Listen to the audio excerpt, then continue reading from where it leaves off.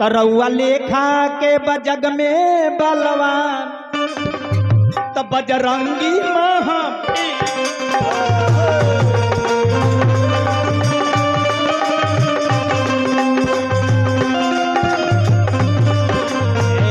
रउआ लेखा के बजग में बलवान बजरंगी महावीर।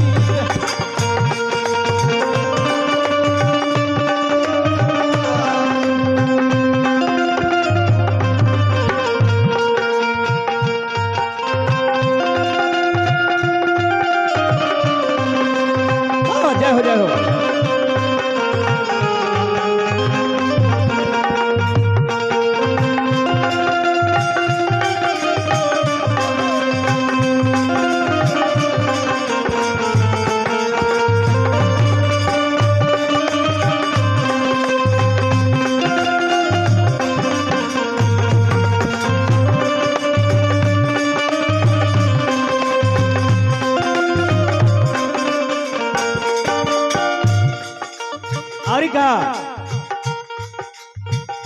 हम सुनले बानी ये मालिक कि रउरा बचपन में सूरज भगवान के लील गई रहनी,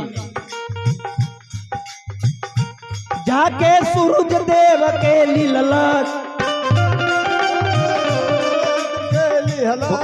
बोल लो कर साथे साथ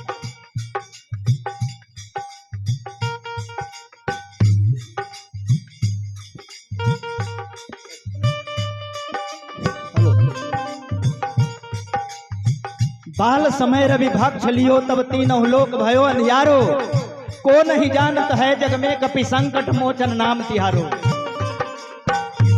जाके सूरज देव के लीलला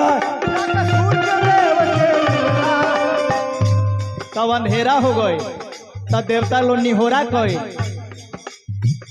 निहोरा कैला पर गिलला, निहोरा कैला पर गिलला।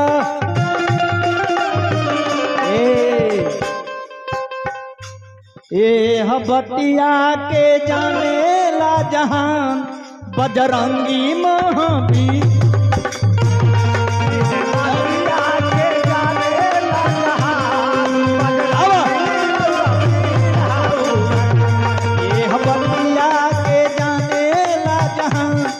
बजरंगी